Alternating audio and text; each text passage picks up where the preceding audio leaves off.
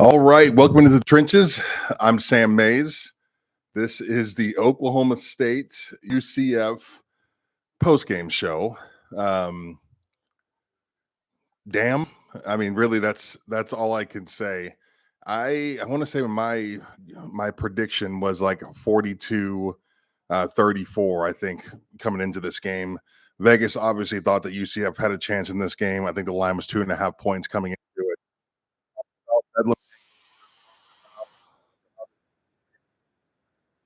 Things. I mean, I think we found out in this game.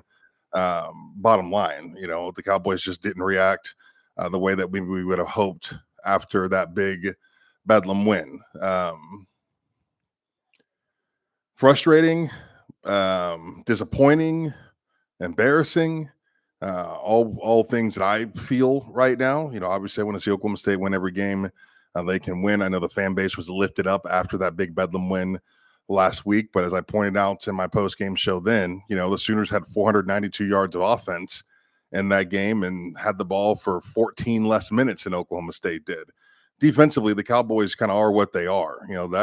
I'm just not a big believer in the actual makeup of that defense. You want to run 3-man front, you got to have some dudes, right? You want to be a 3-man front, you got to have a nose guard that is a world beater against the run, that's holding up guards and centers from getting to the second level. You got to have a couple of 6'6", 290-pound pass rushers and run stoppers, right? You got to have some guys. You got to have some guys that are all world up front to run that defense successfully. And Oklahoma State doesn't have the personnel for it. So, but it is what it is. That's the Nardo defense. That's what we're going to work with and go with. And, we'll have to just go from there. Sorry about that bottle there. But,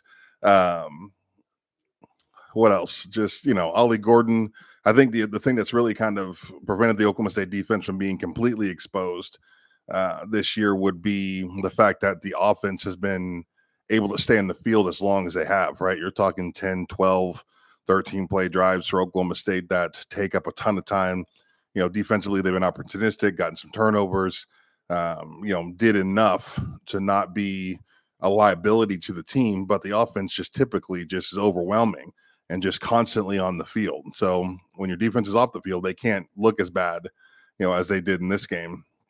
Offensively, do I think Alan Bowman is a world beater? No. Do I think he's a better quarterback than what he saw played like today? Absolutely.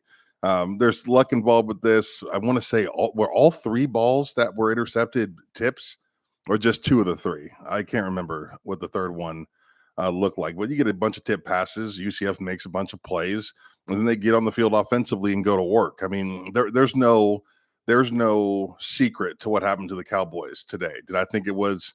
And I'll be completely honest with you. I really truly mean this. There's a bunch of Oklahoma State fans that thought I was being facetious on X when I said that at halftime I truly thought they had an opportunity here.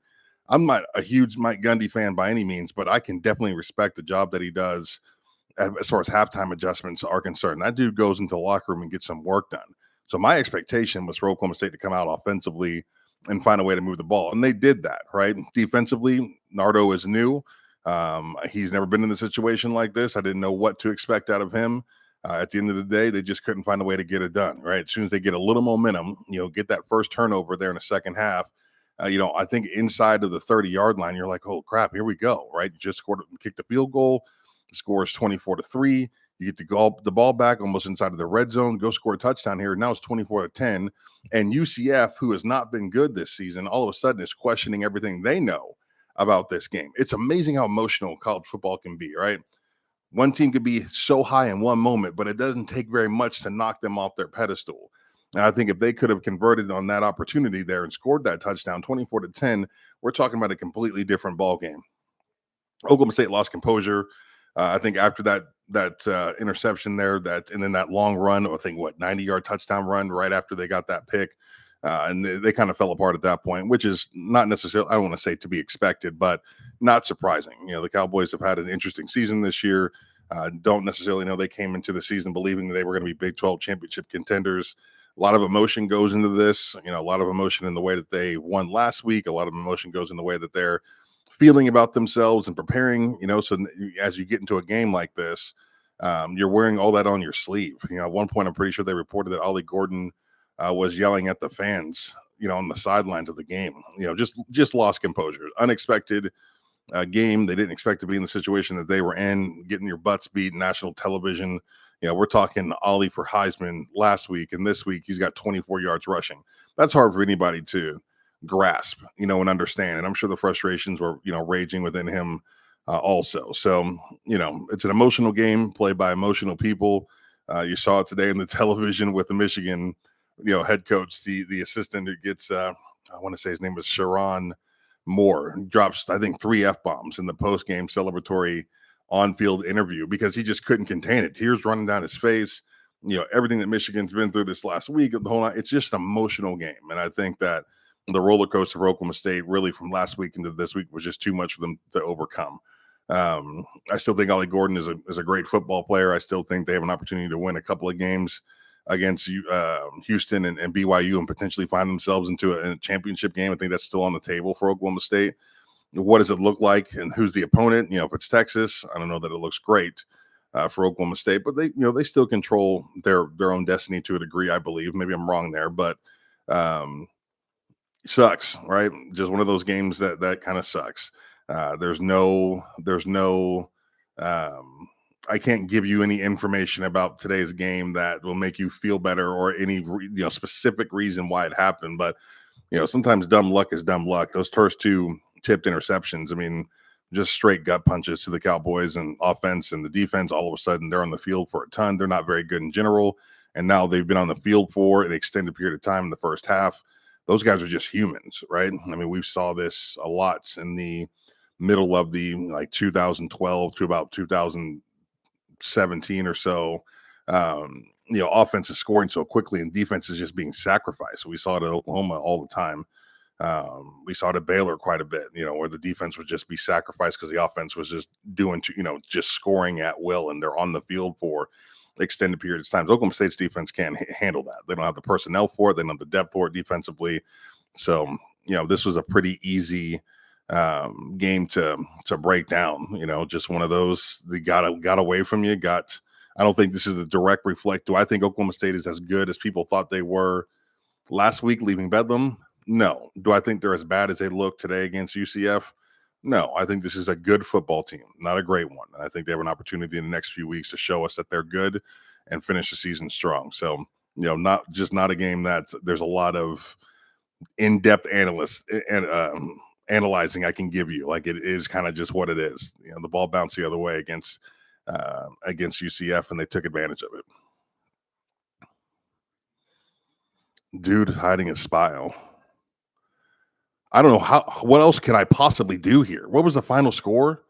45-3? What do you want me to do? You want me to cry about it? They went up there and got their butts beat. It happens.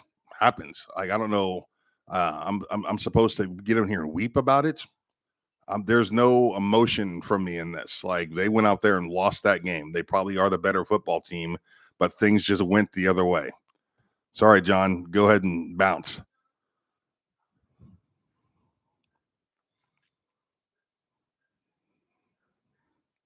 Yeah, all 3 interceptions were tips. Like, come on. Who writes that story? Like, that's insane. All 3 interceptions were tips. And look, you want to analyze Bowman's ball, the ball that he was throwing today, I thought a lot of them were floated up there. A lot of them were given the opportunity for the defense to go get him. It wasn't a great day for him, but 3 tipped interceptions, please.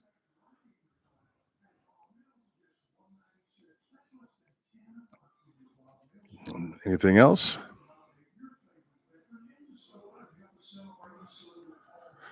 All right, guys. That's really all I got for you here. Embarrassing loss. It is what it is, and we will we'll see what they can draw up next week. You got to just regroup. That's the bottom line. They literally have to get off the plane from Florida, forget about this garbage tonight, go to practice tomorrow, make sure everybody gets looked at, gets taken care of from the medical side of things, find out what's going on with Ollie Gordon and whatever injuries he sustained, and then you have to forget about this and go to freaking work next week, right? Erase this from your mind. That's what it's going to take, right? You have to just literally, the plane ride home is the only length of time you give yourself to think about this football game. And then it's next man up. You got a couple of newcomers to the league. Oklahoma State needs to establish themselves in this conference, right? The Kings are leaving. Oklahoma and Texas are getting out of the conference. It's up for grabs at this point. So a good finish to this season, beating the newcomers, beating Houston, beating BYU, who have been, I promise you, BYU's got the resources, they've got the money, they can recruit from coast to coast. BYU absolutely going to be in a position where they can be the leader of this conference. Same thing with Utah coming in. Coach Prime at Colorado. Oklahoma State has got to get their stuff together. And a good finish to this season, a good bowl game would be a great way to start recruiting season for these guys, and hopefully they can find a way to get themselves a pretty decent class going into the next week. Like I'm so over this this mentality that you get to 10 or you win 9, and man, that's good enough for Oklahoma State. That's good enough for Oklahoma State fans. It's not good enough. This is college football. You got one of the top 20 facilities in all of college football. You got a top 25 ticket price in Stillwater. Want more? Expect more.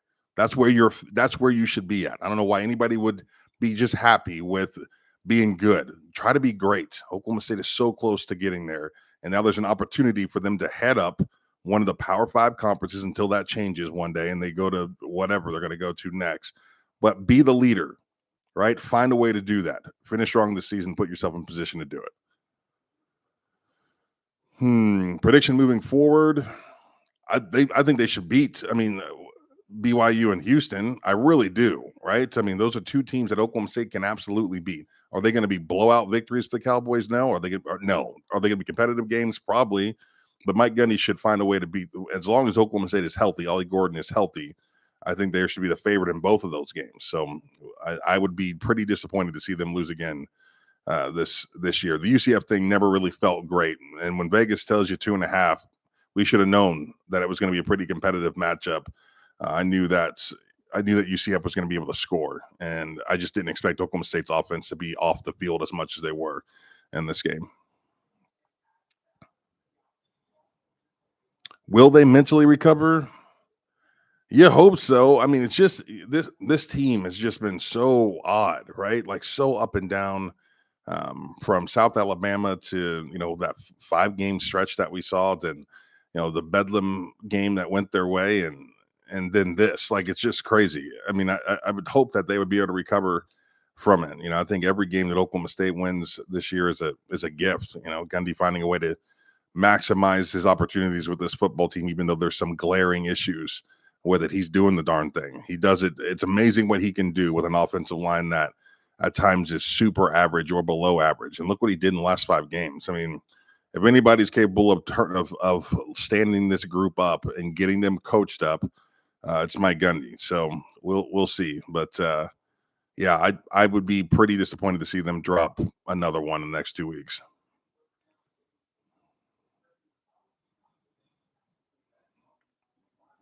Jason Porter, hit that like button. Thank you guys so much if you hit the like button. I really appreciate it. I love doing these post-game shows. I think it's the best part of the job. I'm really enjoying being back in the media, doing the sellout stuff. I get to be at home during game day and with my family and watching games and talking to you guys afterwards. It's just the best. I love the reactions. Love you guys' comments. I think if you've listened to me on these before, you know how I feel about the fans. Like, there's a lot of sports talk guys who don't appreciate fan interaction like I do. Well, I think you come with opinions that I don't have. You come with views that I don't have. And I feel like a lot of the times when you guys are asking me questions, it makes me think about, just your perspective and maybe look at it in a different way. So big thank you for you guys to join me tonight. I appreciate that. And I will be back live after the OU game tonight. So if you're a fan of both teams, hopefully you'll join me again this evening. Should be a good one with Oklahoma and West Virginia. I'm a little, to see OU lose 3 in a row would just be weird. I don't know that that's ever happened in my lifetime being in Oklahoma, so that would be pretty shocking. But here comes another team in West Virginia that's tough, physical, finding their identity a little bit, not necessarily scared of a whole lot, and can throw a haymaker, can throw a punch. The Sooners are the better team for sure coming into it, but if OU doesn't get out there and play a good game, right? A good game, they could find themselves in trouble in this one. So should be an interesting one there in Norman. Radical reviews. What happened? I didn't see the game. did UCF stack 11 men in the box? No, they definitely stacked the box. And Bowman was out there doing what he did against OU, throwing the ball well, right, early. And then he threw 3 picks, 3 tip passes, and it just got out, it got away from him. It's just a simple math equation here on why Oklahoma State got blown out. Like, it just got away from him. All right, guys, I'm going to get out of here. Thank you so much. I appreciate it. Make sure you hit the subscribe button. Check out all my content, selloutcrowd.com. Please subscribe to the YouTube channel. That helps me so much when you guys do that. I really appreciate it. And I will see you after the OU game tonight. Thanks, guys.